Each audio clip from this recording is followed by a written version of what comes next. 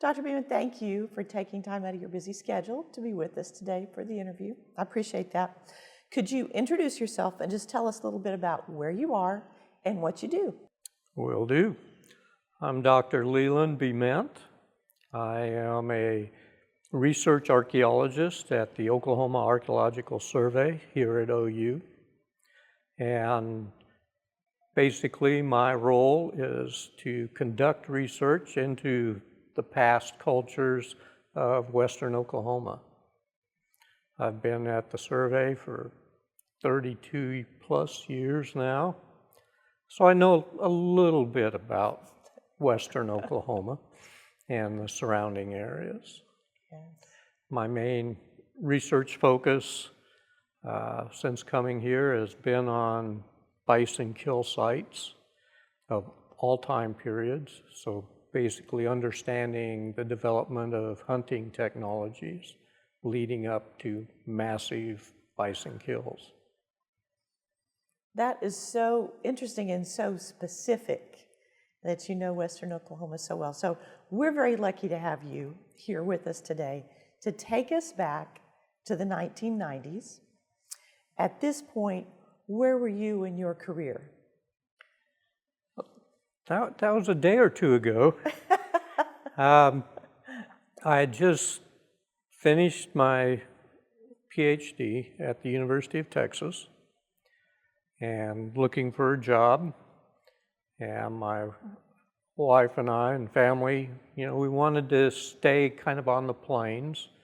And so when the job at the survey opened up, I'm going, oh, that could work.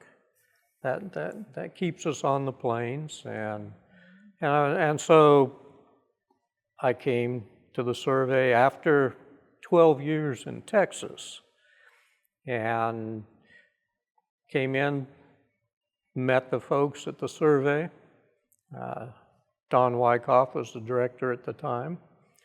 And he said, we divide the state up kind of into quarters. There's 4 research archaeologists, so each of you kind of gets a quarter of the state.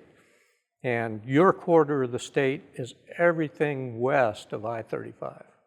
Your quarter of the state west of I-35. That's right. I love it. So that was my quarter of the state. Of course, we all work wherever we're needed, and we all have our specialties.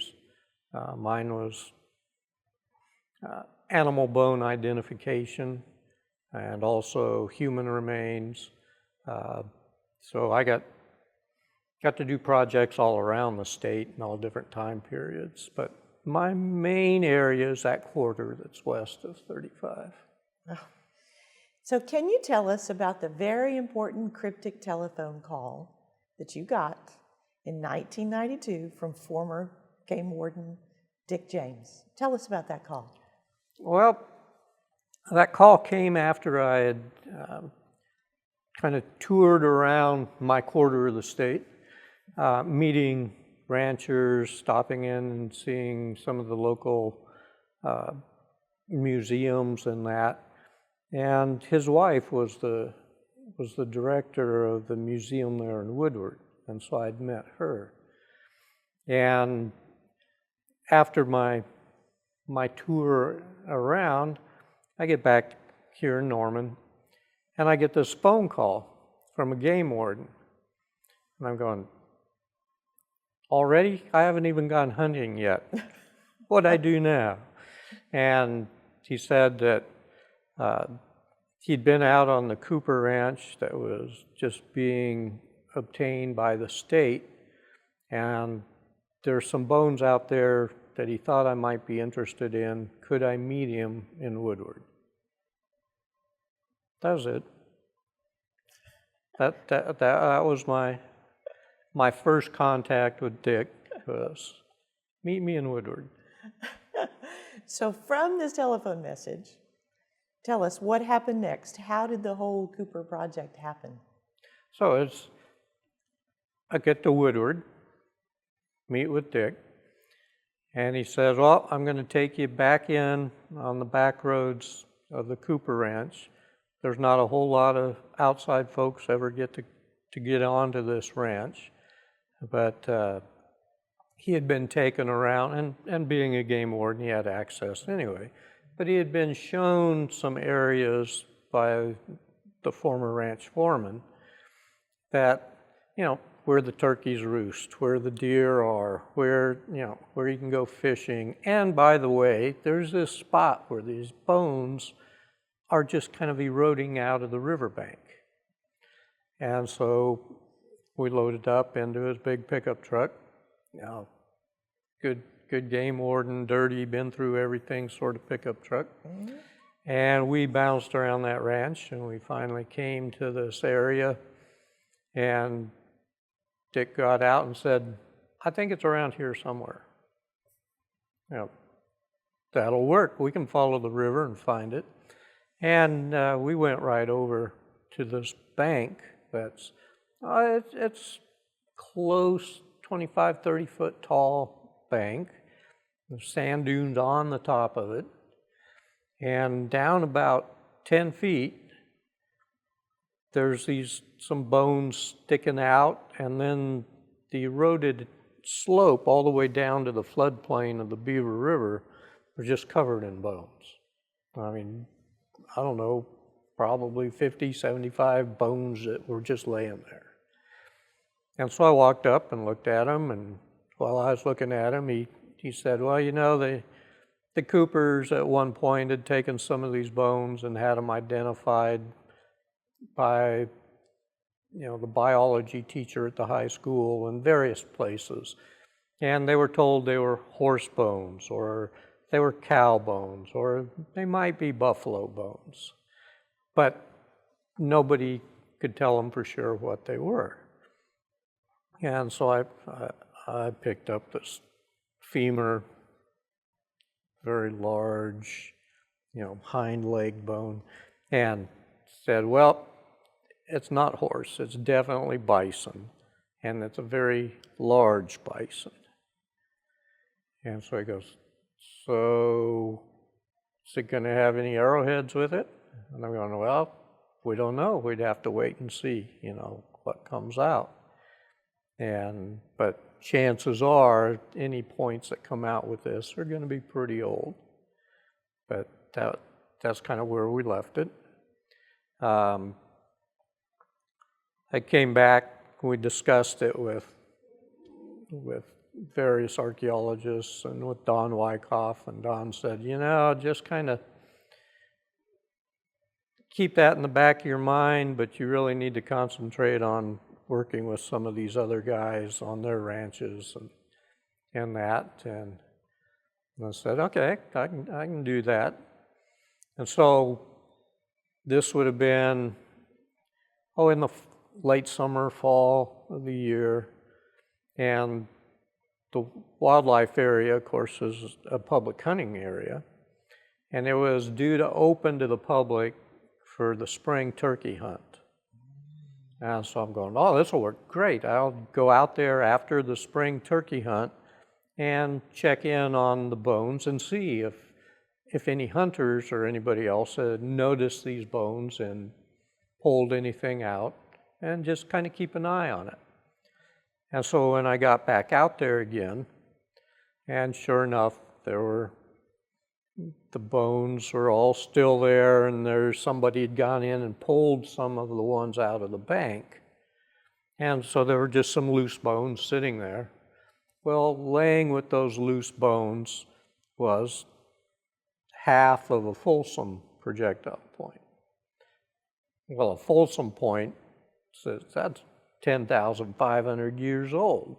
That made this one of only a very few bison kill sites of Folsom age on the southern plains.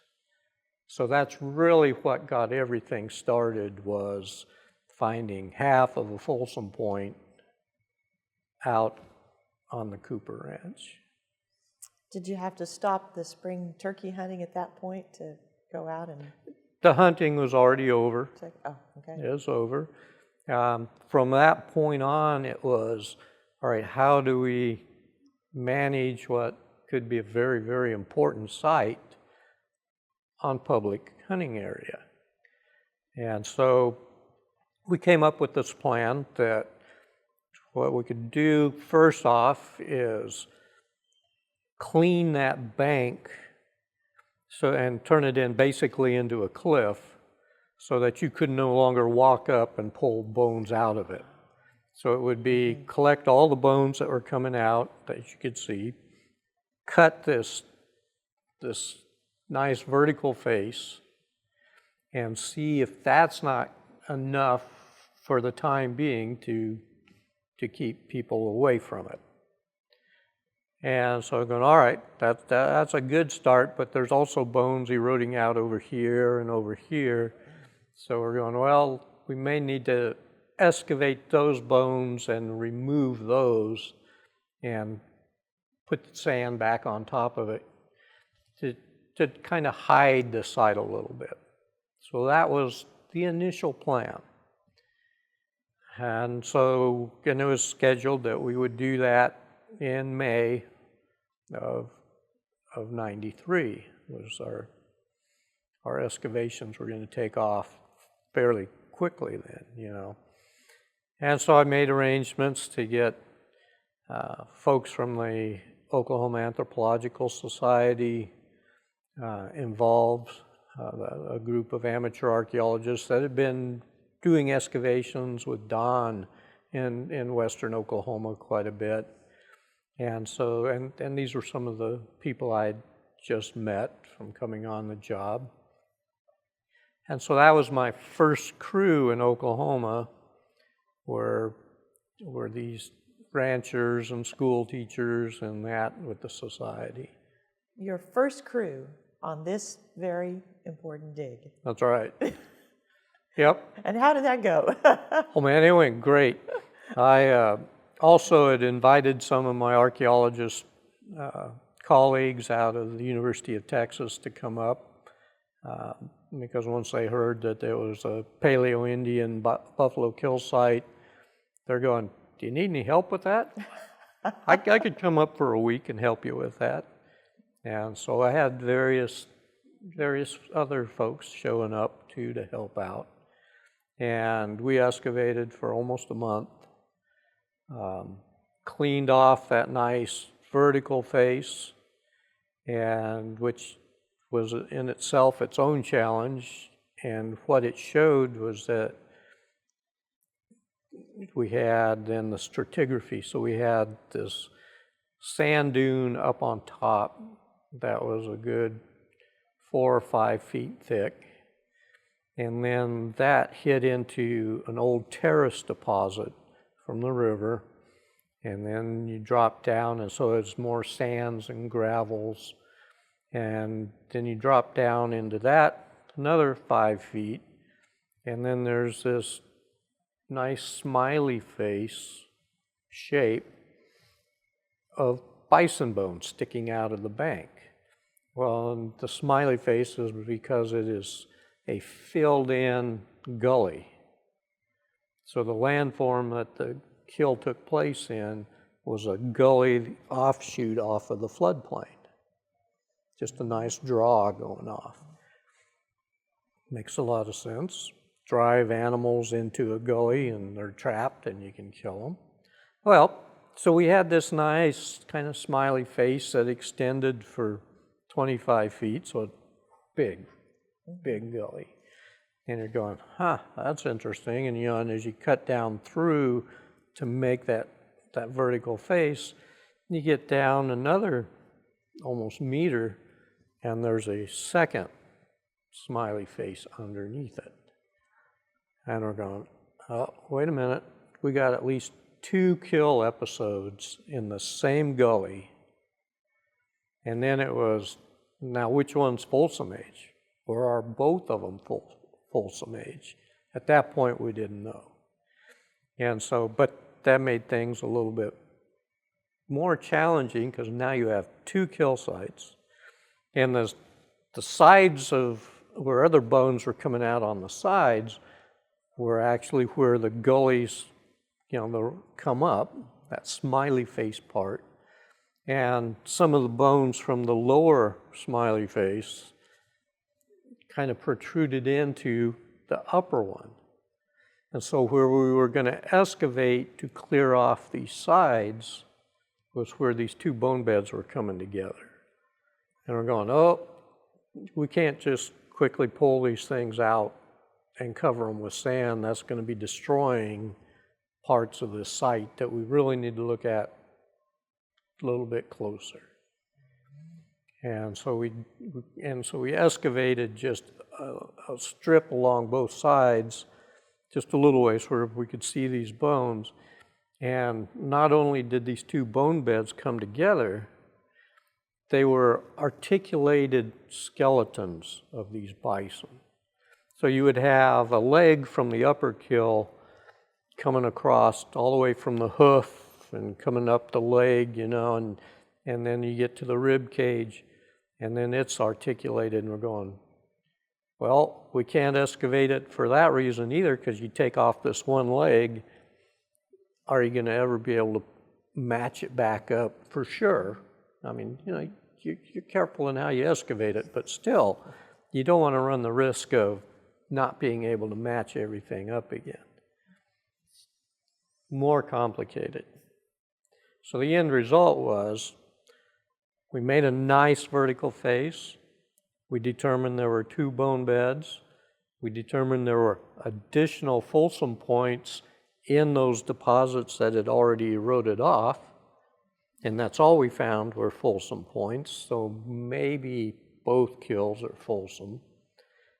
And it's time to step back and raise some money and make a major excavation plan to come in and uncover a part of this site and see what it really is. With a brand new crew, you did all this.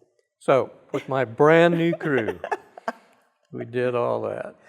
So you said the ranch is remote, and yes, I'm somewhat familiar with that area. It's pretty remote unless you're going to Lake Fort Supply for entertainment, I suppose. Can you guide us kind of going to the site?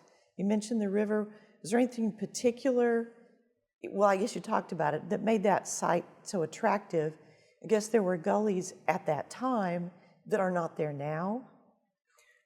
Even in the area today, you go along the river, you see where little drainages come in. And so most of them are longer drainages that come in, but there's also these short gullies, or we call them arroyos, that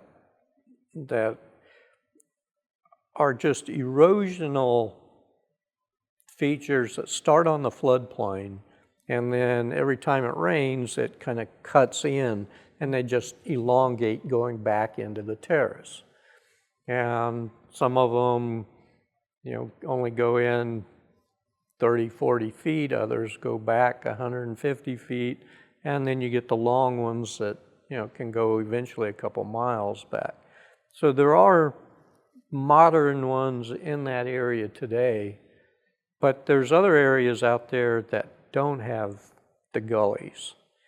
And that's because we're into a new erosional sequence that these gullies, the river channel is cutting down into the floodplain. And so these other gullies are now, or erosional remnants are starting to empty out. So we're right at that tipping point. And that's why this site came to be exposed again, was the Beaver River floodplain. That channel had meandered back and forth and was cutting into that terrace. And, you know, and it has done that for the last 10,000 years through different cycles. Well, its latest cycle has been within the last 1,000 years, and a lot of it is just currently happening today in the area where the site is. That is fascinating. So I love it that you had a brand new crew and you found this amazing site. Can you take us back to the time when that excavation was in like full swing? What was the atmosphere like? You said you already had people offering to come up and help you. Were people excited? Did they know they had to be careful? Did they realize how important it was at the time they were doing the excavation with you? Oh, there was a lot of excitement. for both groups and my new crew, and then also some of the folks I've worked with before, and particularly the folks that I'd worked with before already knew how to excavate in a bone bed, and that you don't want to destroy the bones. You want to get the dirt away from them, see the bones, leave the bones in place. Any artifacts you find, leave them in place.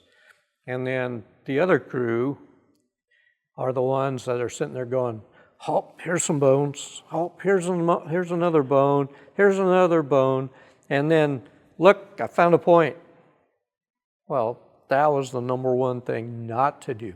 Never pick up the artifact, the point. We want it left in place. We want to document it in place. Well, sorry, you get a little excited. It doesn't always work that way. You can't contain some of that excitement. And so that's kind of how things were going, we had our plan of you uncover stuff and then you map it, you draw a scale mapping of where the bones are, where the points are. You photograph, a lot of photography, because we were doing black and white film and color slides and color film. Because remember, this is all before digital cameras. It's all before you could just whip out your phone and take a picture. No, you had to stop everything, get the cameras ready, get everything set up, take the photographs. You're dealing with rolls of film, and you're going, well, did we get the right photographs that we needed? So we were having to go back and at night process some of the film just to make sure we were getting some of it right. And it was a whole different time, a whole different way of dealing with excavations. Were there any special kinds of precautions that had to be considered at that time to successfully remove the artifacts? You talked about don't just pull it out and the mapping, but was there anything you needed to do specifically during that time to protect what you had found? So there's a couple different levels of things that happen on these sites. One is as you're excavating it, you want to make sure you don't disturb it. You want to leave it in place till everything is documented. And then with particularly any of the stone tools, projectile points, knives, flakes, we want them left in place not only to document them, but also when we collect them, we don't want anyone touching them. We don't want to transfer our DNA, our sweat, our, whatever we just had for lunch onto that tool, because the hope is that we can analyze that tool and determine what kind of residue is on it. And so don't touch it. But it's right there. No, don't touch it. Don't pick it up. And so this is kind of one of those things of you got to get it into your mind that you can be really excited about it, but don't pick it up. And so there was that aspect of it. But then we also had, one of the other things we had going for us was, even though it was a public hunting area, there wasn't any hunting going on during the summertime. And so there weren't very many people out there exploring. So we didn't really have to worry too much about somebody disturbing the site when we weren't there. Too much. We never left the site for even on a weekend that we would take a weekend off. There was always somebody that was out working on the site. We just had different crews working. So there was during the daylight hours, there would always be someone there in case somebody came up and wanted to see what was going on. Chance to help explain history to them. Oh, Walked absolutely. up and asked. So, when this time frame, when you were there, could you kind of briefly describe the timeline of the excavations, kind of when you all started, as you progressed, and maybe when you wrapped it up? And then how often were you out there in the field? I was out there for the whole time.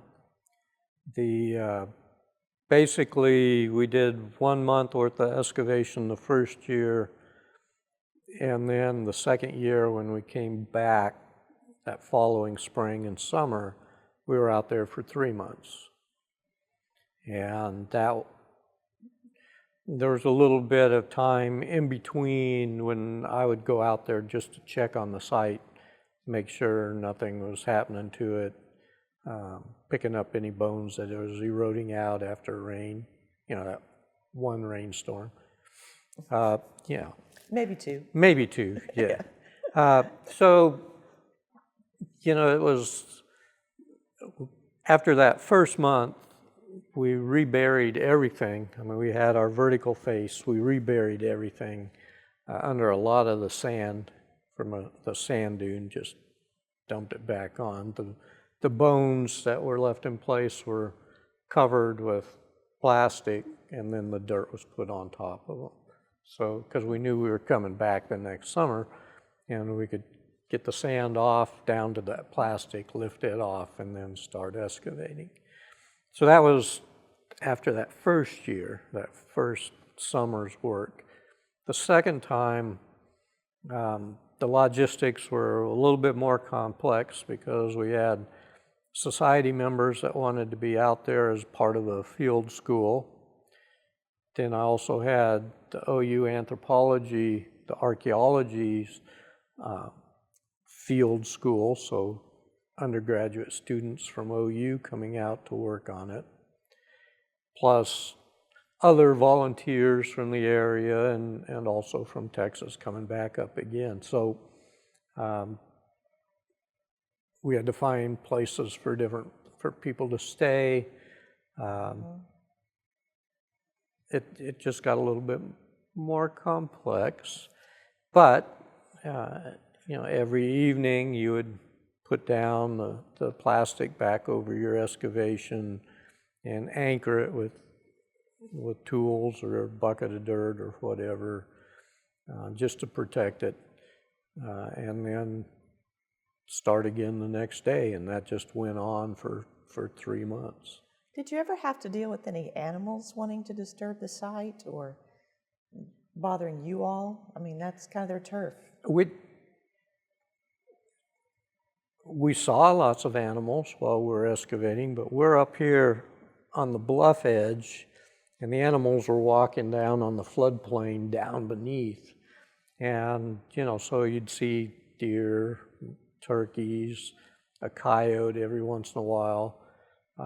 For the most part, they stayed away from us because we did have a radio that we would play or listen to. And the excitement of the excavation doesn't last for 3 months. I mean, at some point, when that temperature gets above 100 degrees, and there you are on the edge of the bluff, and the wind current is blowing the sand right back into your face, and things kind of get a little bit more tedious, just a little. You still get excited when you find that projectile point or a tool or that, but just excavating the bones, that gets to be hot and slow, and so after the initial excitement and people figure out that it's cooler doing the screening of the dirt that's being removed that's down on the floodplain under the trees and nice cool spot, then it becomes, well, how do I get them back up there to start to continue with the excavation. And so, yes, you get a chance of finding that projectile point up there, but there's still a chance you could find some flaking debris and stuff down here where you're screening. So it gets to be a challenge. You did have a challenge. So at some point, you found the skull. Can you tell us about all the skull and the artifacts surrounding it and how you came about that, how you discovered that? Well, this will actually segue nicely from the previous story because I mentioned the radio.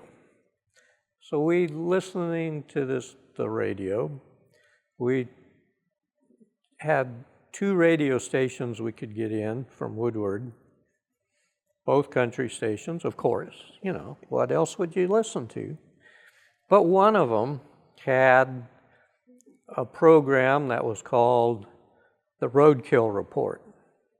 So every morning, he'd turn the radio on to listen to the Roadkill Report. And, they'd have somebody call in, Farmer Joe going, "Yep, there were 3 possums on the road this morning when I came in." And so you're just sitting there going, "Oh, okay, possums, skunks, coyotes, snakes, Roadkill Report." That was kind of a highlight of your morning, listening to the Roadkill Report. And now just getting your mind set for where we're going here.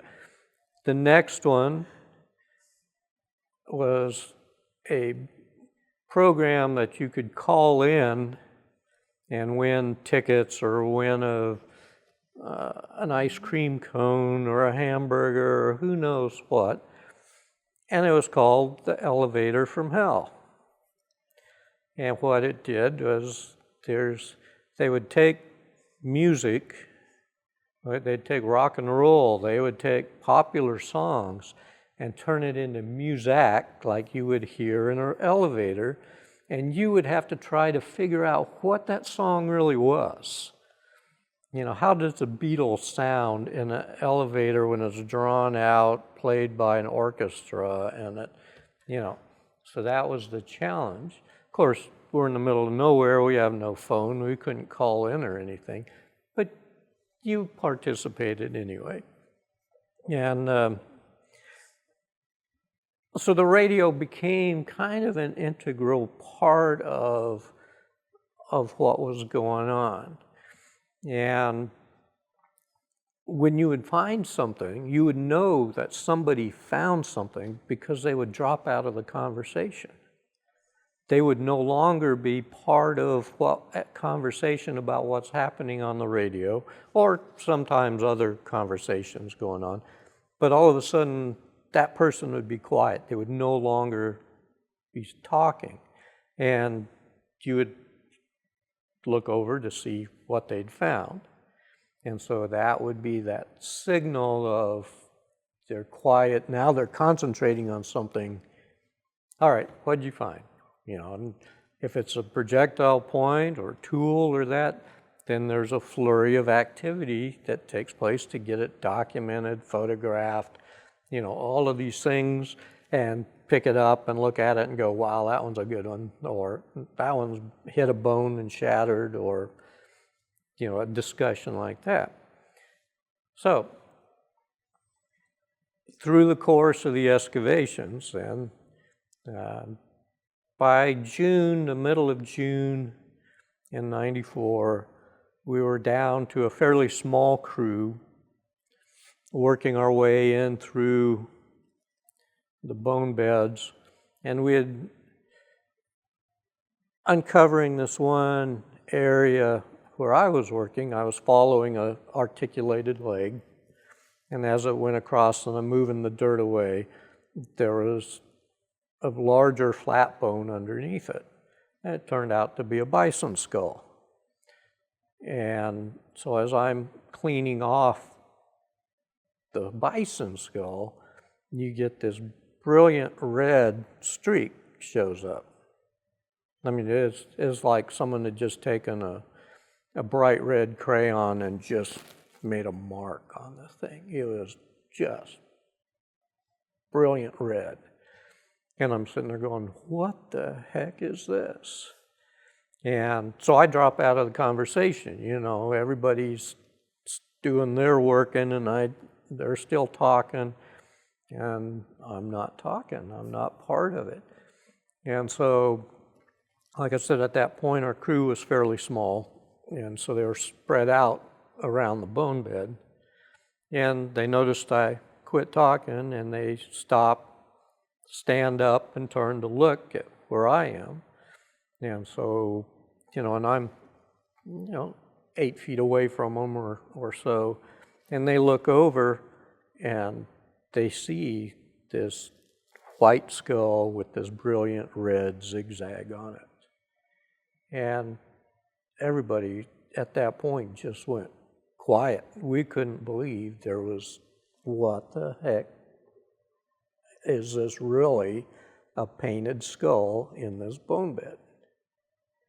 And so it took a while. I mean, we're sitting there just dumbfounded looking at this thing. And I continue excavating it, and the skull gets bigger and there's more paint. It's not just the one zigzag that everybody really sees or that's been illustrated.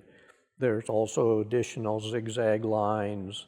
There's some lines right above the tooth row. But this skull, it had been, buried for over 10,000 years, but it still had the moisture from the ground in it. And so the paint that's painted on it had the moisture from the ground on it.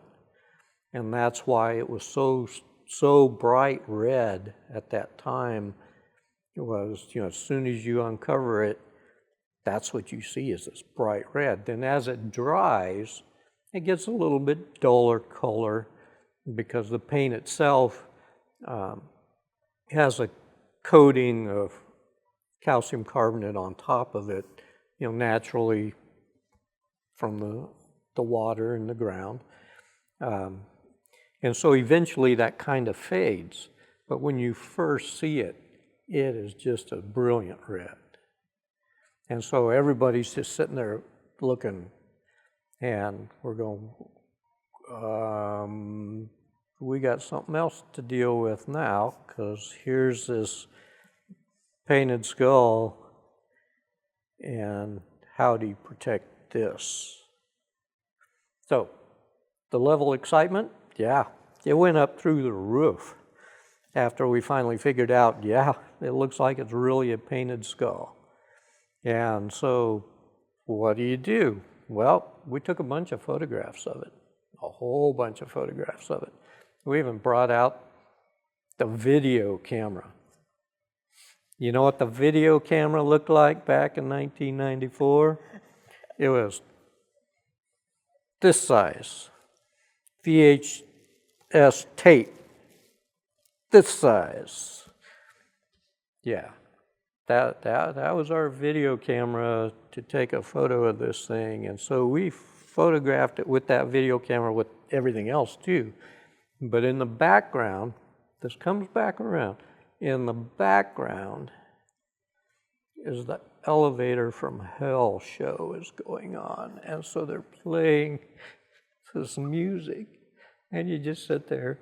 It's just crazy. But that is what we were doing. That was what we were dealing with.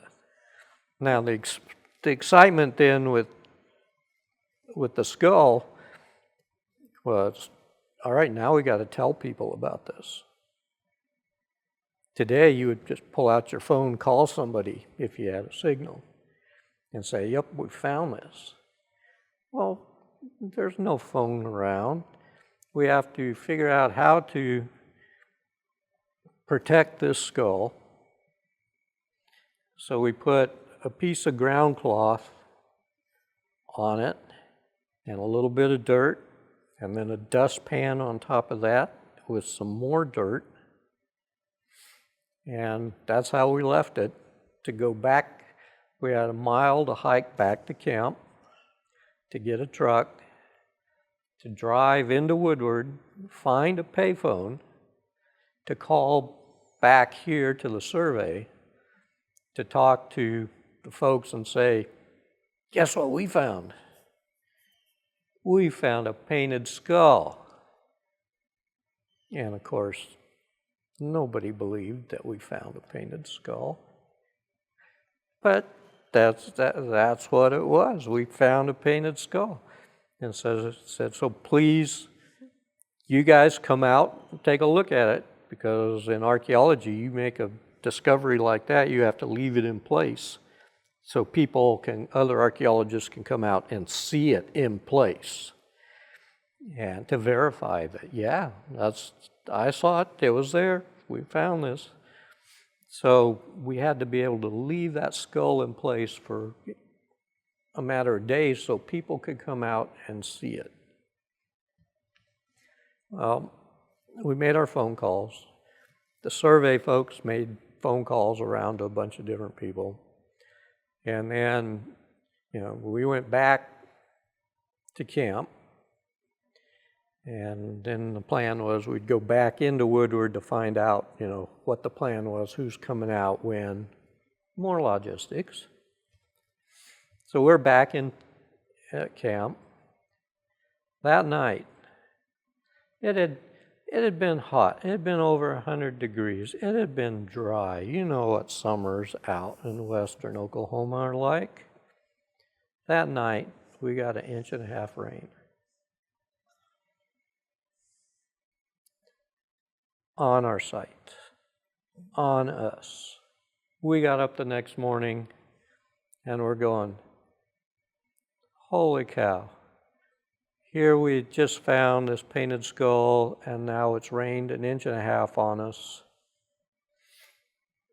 Is it even going to still be there when we get back to the site? So, hike back out to the site. And you just sit there looking at this, it's just a mess. It's just mud. You're going, all right, no excavation. We're just going to take stuff off, let things dry. Uncover the tarps for other parts of the bone bed. Just let it dry. We'll go back in, head into town, see what people are coming out, that type of thing. And I'm just sitting there going, oh man, what's happened to our skull? So we stay up there and we start working, we uncover. At noontime, I take the dirt off the dustpan. It had finally dried, it was no longer mud. Got that cleaned off, lifted the dustpan. There was the dirt that was on our little ground cloth. Gently lifted that up, sent it aside, and the skull was totally covered in mud because our ground cloth was permeable. And you sit there, move it aside, it's covered in mud. And I'm going, let it dry, just let it dry. It's not going to take long to dry. The wind hits it, it's going to dry. And sure enough, by about 3:30, something like that in the afternoon, I'd take my little brush and start brushing it away, and the red zigzag is still there. I mean, it was just, holy cow, it's still there. And so, back into town, cover everything back up again, this time cover it up a little more substantially. Head into town, call back in and around, see who's coming out. No one's coming out. They can't make it out today, can't make it out tomorrow. How about we come out in a couple of days, we can clear our schedule, get somebody out there. A couple of days? Have to protect this thing out there for a couple of days. We had that skull protected in the ground for a week, for 7 days, so people could come out and take a look at it. During that 7 days, we got a little over 5 inches of rain. That's why that thing is, that it's a lightning bolt.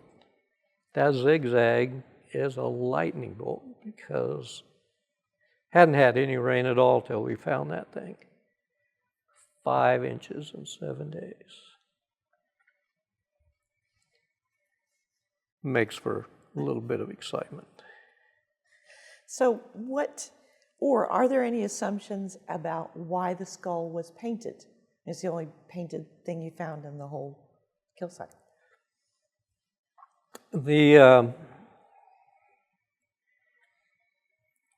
There's 2 ways it goes. One is scientifically painted things with buffalo kill sites, with bison kill sites. We know from eyewitness accounts on the northern plains from the 1800s, 1700s, that there's a lot of ceremonies that go on prior to a large communal kill site, a large communal kill. And these ceremonies include bison calling ceremonies. Oftentimes you either paint a skull or you paint a rock. A lot of times it's just a stone that they'll paint red, and then at the end of the ceremony they place that somewhere next to or within where the kill is supposed to take place. So the idea is that it has the power to call the buffalo into a corral or into a gully or off a cliff or whatever. There's that bison calling ceremony is one way it can happen. There are other ceremonies that take place after a kill that are more commemorative type of thing of an event that's happened. And those usually end up with a stacking of bones and that, not always with a painted something, but that's in the 1800s. This is 10,000 years ago. So you end up with, how much can you take what we know happens in the ethnographic present? Can we send that all the way back in time? So we don't know. There's always, that's part of an ongoing discussion today, is how can you correlate ethnographic with prehistoric evidence, or should you even try? And if not, then how do you set up a context of understanding of what's going on 10,500 years ago? So that's the scientific side of the debate. There's the unscientific side of the debate that goes with, that thing, that's a lightning bolt. That zigzag, we call it the lightning bolt. There's a reason why all that rain after it was uncovered is part of it. There's something that's a little bit more telling, even as I understand it this week, is we got that skull back to Norman and got it cleaned off. We always left a window so we could see the painted section to make sure in the travels and that it wasn't falling apart, that it wasn't being hurt. We get it back. A conservator is hired to come in and clean the skull and to try to clean over the paint and stabilize it, make sure nothing's going to happen to it. And so she had come in and worked on that. And then this museum was being built at that time and due to be opened when it was one of the permanent first exhibits. And they wanted the painted skull to go into the exhibit. And so we went through all this, got it ready. We brought it over, put it in to the exhibit. They put it in to the exhibit, and that night one of our famous thunderstorms rolled into Norman, dumped a whole bunch of rain, and the roof right up here on the brand new museum concentrated all that water, and it leaked and it doused that thing. All that water came right down onto that display. Oh. For its, as soon as it got put into the museum. So I understand that they are still moving that skull around because it still leaks in their brand new museum every so often. And so, is there power in that zigzag line on that thing? I can't argue it. Well, you just brought me to my next question about any lingering questions or mysteries that came from this project. But really, is there anything that from this project you would like to see solved maybe by future generations of archaeologists, maybe going back to the site? As part of the excavation, when you find something spectacular like this painted skull, then you are immediately thinking about all the other skulls that we've already excavated that had been removed from the site.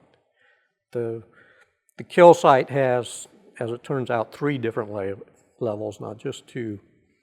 In the upper level, we took out the skeletons, completely articulated skeletons of 27 individuals. The middle kill had just as many. The lower kill had about 22 individuals in it, that in our excavation. And so all of these skulls that we uncovered were encased so that they could be taken out of the ground intact and then brought back to be excavated. And the question is, did we miss any other painted skulls? Are there more painted skulls there? And we didn't catch it. The light wasn't right.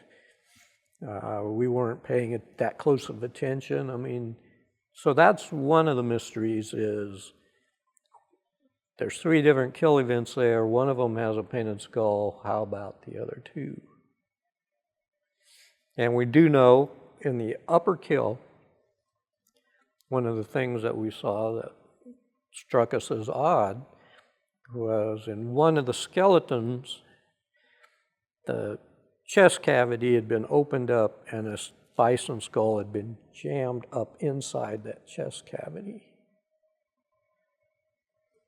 That is the only evidence at the site of that occurrence. And we're going, yep, that needs to be paid a little bit closer attention to.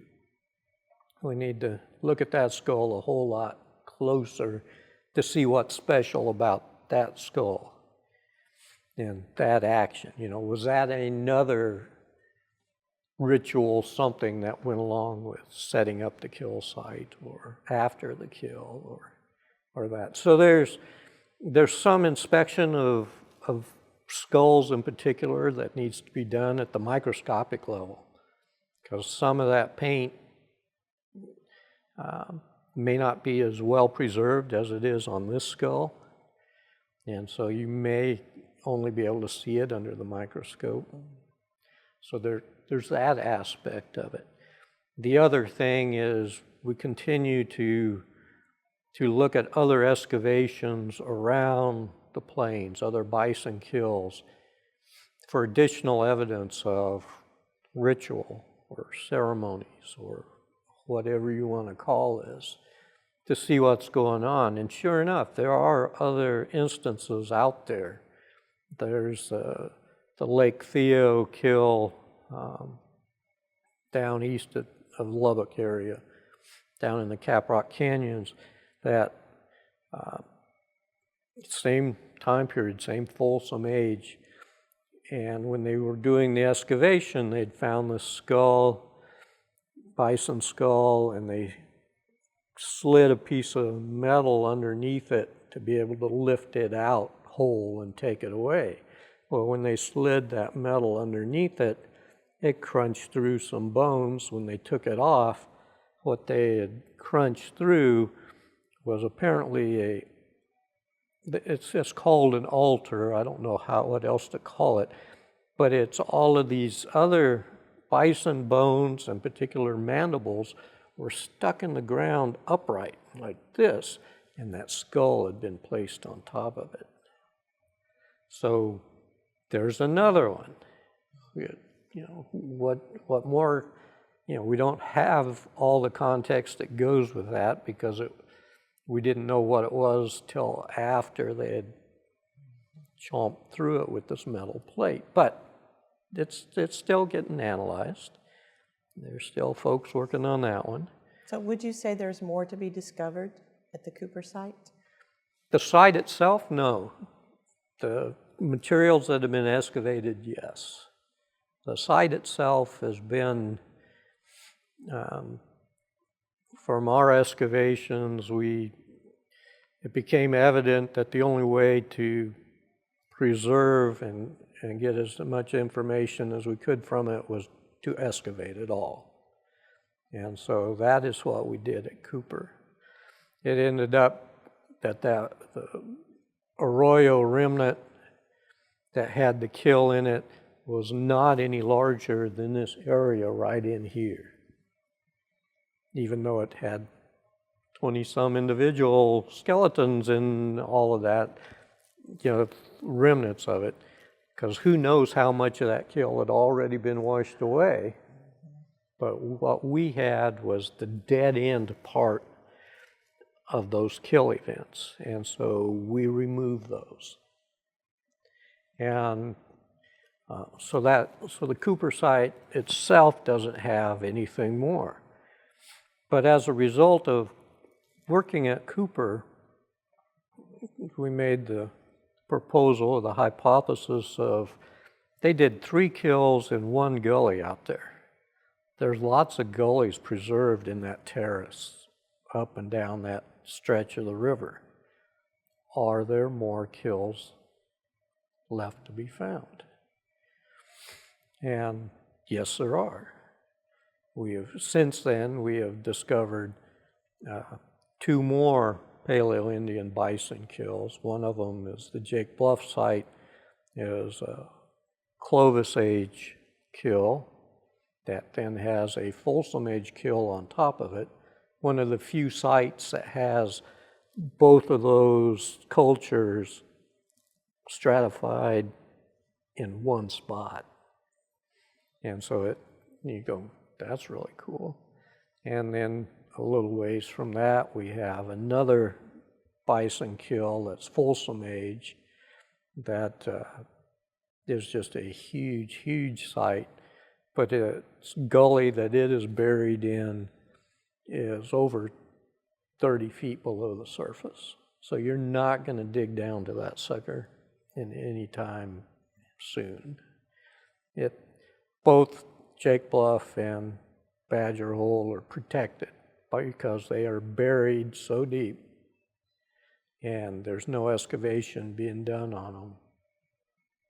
Those will be protected for archaeologists in the future, can come back with better techniques, hopefully better questions to answer, and they can work on it. So I just want to ask you, as an archaeologist, do you feel there were any lessons learned from this excavation that may have helped you in later projects, or may have helped others, or may serve to continue helping others in the future? Anything you all learned working on the Cooper site? There's been so much learned. It is hard to just answer that question because there's so many different aspects of it. There's the aspects of being able to identify what bone bed stratigraphy looks like when you have more than one kill episode in the same landform. And that's always been a question with other kill sites up and down the plains, is how many episodes created this bone bed? How can you determine this? Well, Cooper helps in identifying how to recognize subtle variations in those sediments that set apart that this is one event, this is a second event, this is a third event type of situation. So there's that.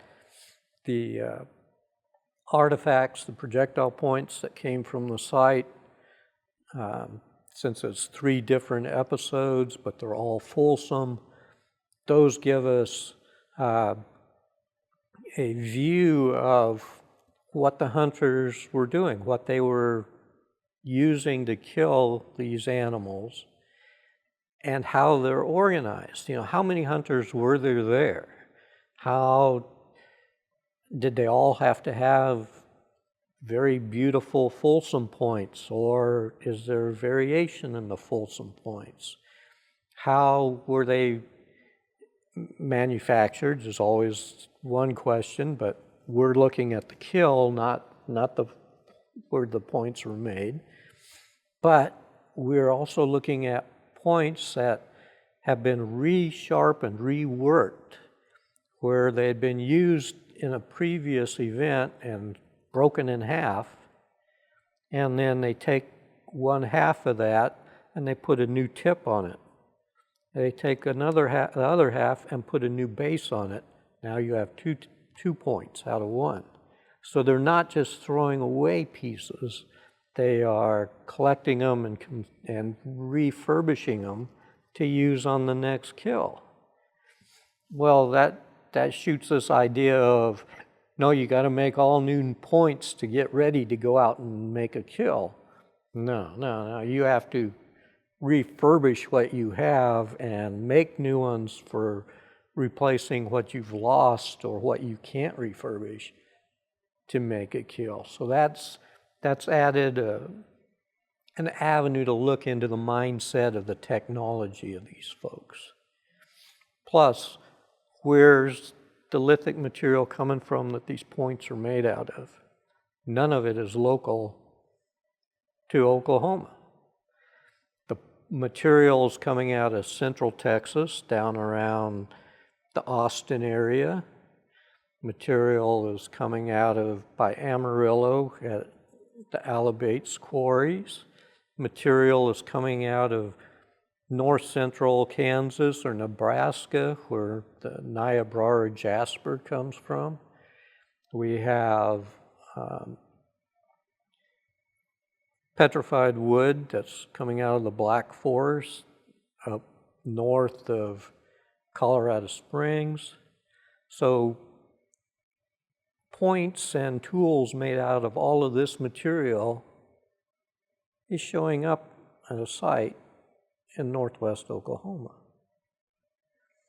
So how's this getting there? Part of what one avenue of looking at that is we are looking at a communal activity where a bunch of Folsom groups from these different areas are coming together to conduct these hunts. And so that's different than the idea of one Folsom group just moves around a lot and they pick up stuff here and then they go way over here and pick up more material to replace points, and they make it up here and pick up material, and then they make the kills at the Cooper site. And that gets a little bit hard to do when that area starts taking over from the southern plains to the central plains, and you're going, holy cow, how long are you having these people walk, you know?